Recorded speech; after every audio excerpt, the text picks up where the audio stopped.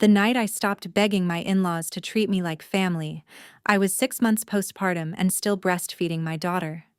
I cooked dinner for 7 people, served every plate, and waited in the kitchen for my turn. There was nothing left. My mother-in-law looked at the empty dishes and said, "Food is earned in this house. Clean everything before you sleep." My husband was away, and nobody saved me a single bite. So after they went to bed, I sat on the kitchen floor, opened my old laptop, and remembered the MBA my family had sacrificed to give me. 5 years later, Beverly stood on my doorstep holding flowers and calling herself my real family. I looked at the woman who once made me earn my meals and asked her one question. My name is Eliana Hayes. I was the youngest of 6 children, and after my father died, my mother and oldest brother sacrificed everything to protect my future. They sent me to good schools, helped me earn an MBA in finance, and reminded me constantly, "We are not educating you so you can depend on someone. We are educating you so no one can trap you." At 28, I married Caleb Monroe believing I was joining another loving family. I did not realize how slowly a woman can forget her own strength when everyone around her keeps calling obedience love. My father died when I was young, leaving my mother with 6 children and more grief than money. My oldest brother Dominic stepped into every responsibility our father left behind. He became our family's foundation before he was ready.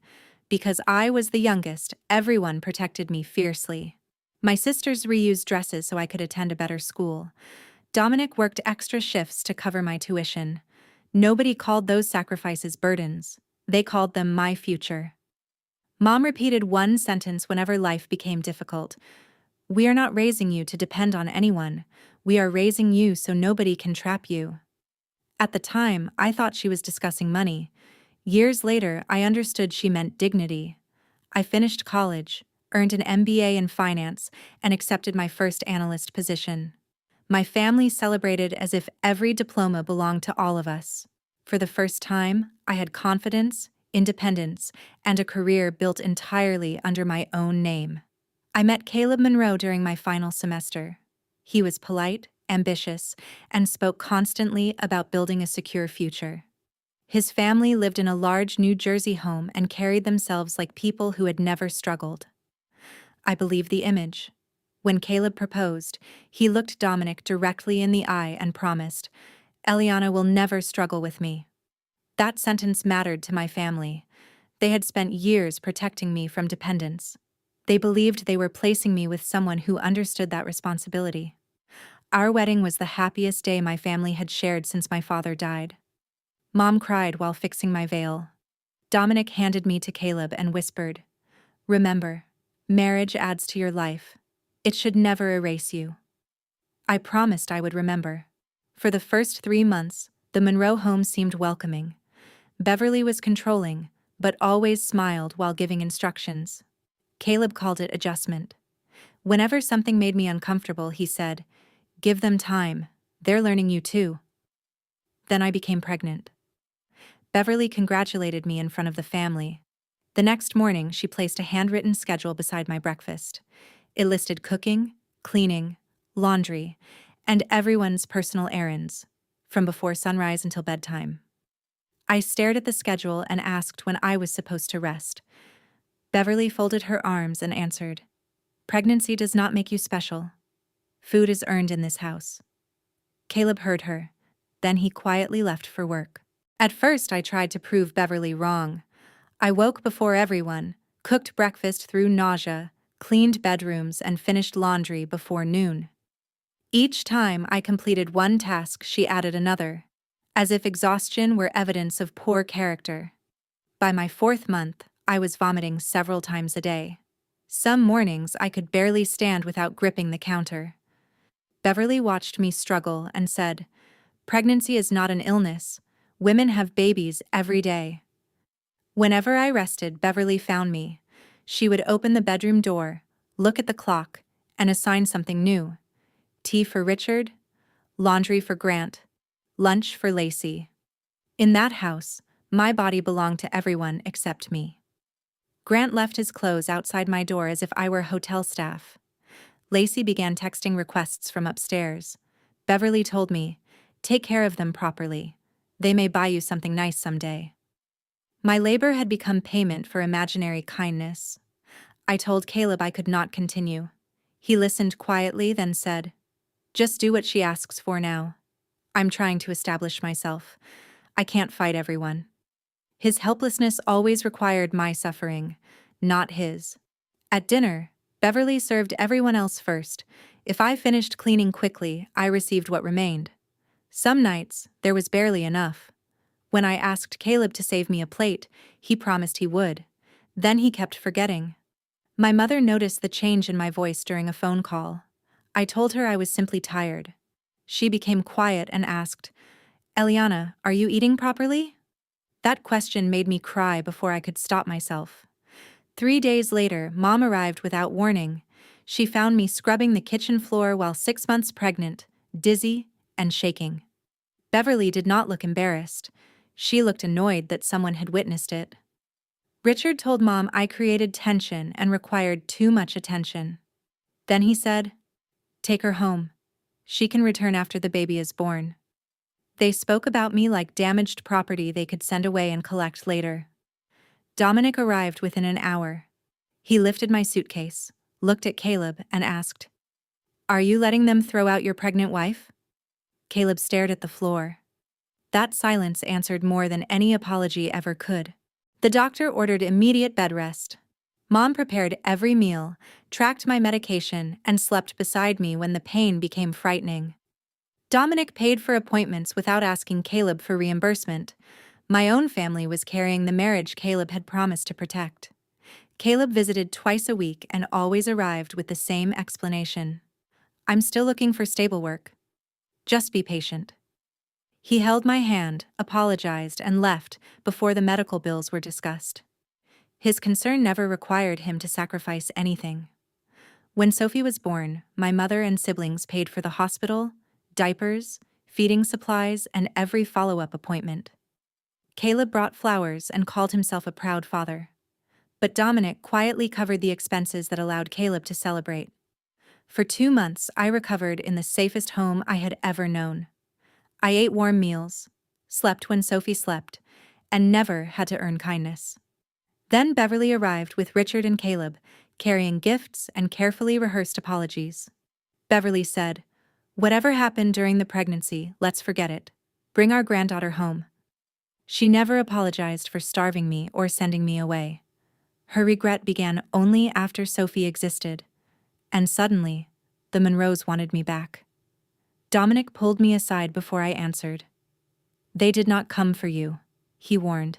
"They came because the baby is here." I knew he might be right, but I still believed saving my marriage meant giving Caleb one more chance.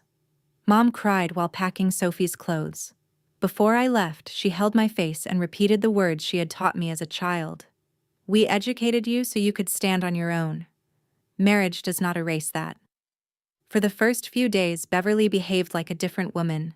She brought me tea, held Sophie, and told Caleb I needed rest. Then the visitors stopped coming. By the following Monday, my old chore schedule was back on the counter. Soon I was cooking, cleaning, doing everyone's laundry, and caring for Sophie between tasks. When guests praised dinner, Beverly said she had taught me everything. When anything went wrong, she announced my mistake before I entered the room. Then Caleb left town for a job interview, and Beverly ordered me to cook a full family dinner. I served every plate and waited in the kitchen. Subscribe for more stories like this, because what they did after finishing that meal changed my life forever. They ate every serving while I stood in the kitchen holding Sophie. When Beverly finally entered, she glanced at the empty dishes and said, "Wash everything before bed." Nobody had saved me a single plate. I had cooked the meal, served the table, and fed my daughter between tasks, but I was not allowed to eat. Beverly looked at me and added, "Food is earned in this house." Something inside me finally went quiet. I locked myself in the bathroom and cried without making a sound. Then I looked in the mirror and remembered the woman I had been. Educated, employed, confident. I was not trapped because I lacked ability. I had simply stopped using it. After everyone went to sleep, I opened my old laptop at the kitchen table. My resume had not been updated since the wedding. I stared at my MBA listed near the top and realized Beverly had never taken my education. I had abandoned it. That night, I applied for 12 remote finance jobs. By morning, 3 companies had rejected me. Beverly saw the laptop and laughed. "Do you really think someone wants a woman sitting at home with a baby?" I kept applying. For 6 months, I studied after midnight. I completed software certifications, rebuilt my resume, and practiced interviews while Sophie slept beside me. Some mornings, rejection emails arrived before breakfast. Every rejection hurt. None of them sent me back to the kitchen. Mom paid for better internet. Dominic reviewed every application and cared for Sophie during interviews. The same family Beverly accused of interfering became the reason I could rebuild. For the first time, I stopped apologizing for accepting their help. Then, a regional financial services firm offered me a remote position. The salary was $58,000. It was not glamorous, but it was mine. When I read the email, I cried harder than I had on the night they denied me food. Beverly laughed when I told her, "You'll earn a few dollars while neglecting this house." I answered, "From today, I will care for Sophie and do my share. I will not serve 5 adults who treat me like staff." Beverly threatened to stop buying food for me. I closed my laptop and said, "That's fine, I can buy my own now." Her face changed. For the first time since I entered that house, hunger was no longer something she controlled. My first paycheck changed more than our finances. Beverly could no longer threaten me with food, transportation, or basic necessities. I bought my own groceries, opened a private account, and stopped explaining every purchase to people who had never earned that authority. Caleb finally found steady work and began caring for Sophie during my meetings. I told him, I needed a husband while I was pregnant, not after I learned to survive alone. He did not argue. He started proving change through actions. I worked my finance job during the day and accepted bookkeeping clients at night. Some weeks, I survived on coffee and 3 hours of sleep. But every exhausted morning moved Sophie and me closer to a home Beverly could never control. 2 years later, I found reporting errors that saved my company thousands of dollars. They promoted me to senior financial planning analyst with a $92,000 salary. Beverly heard about the title. She never learned how much I earned. Caleb stopped giving his mother information about our money. He reduced his visits and admitted something I had waited years to hear. I defended people who never protected my wife. Forgiveness did not happen instantly, but accountability finally entered our marriage. 5 years after that hungry night, Caleb and I purchased a 4-bedroom home in a quiet New Jersey neighborhood. Sophie had her own room. Mom had a permanent guest room. Dominic received the first spare key. Meanwhile, Richard's business suffered major losses. The Monroes sold several assets, and Grant and Lacey offered almost no help. Beverly began calling Caleb constantly. Then one Sunday afternoon, our doorbell rang. All 4 of them were outside. Beverly held flowers and a cake. "You bought this beautiful home without telling your real family," she said. I looked at the woman who once denied me dinner. I told the people who stood beside me while I built it.